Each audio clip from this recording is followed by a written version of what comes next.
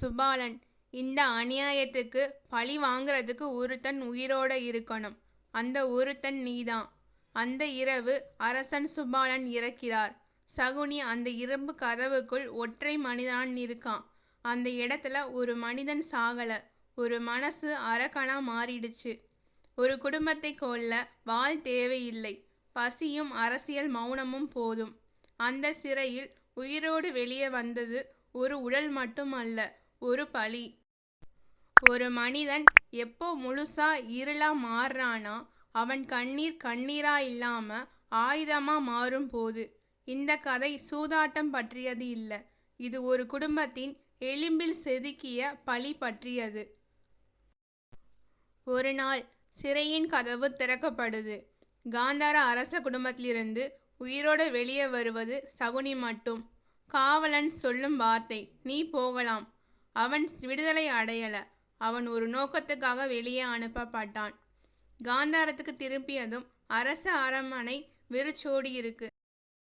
சிம்மாசனம் தூசி படிந்து, மண்டபம் மௌனமாக. அவனை வரவேற்க ஒரு மனிதனும் இல்லை. ஒரு அரச குடும்பம் இப்ப நினைவா மாறிடுச்சு. இறுதி சடங்கு, சிதை எரிகிறது, உடம்புகள் எரிகிறது. ஆனா சகுனியின் மனம் எரியல, அது உறையுது. அவன் கண்ணீர் கூட வெளியே வரல. கண்ணீர் வராத துக்கம்தான் மிகவும் ஆபத்தானது.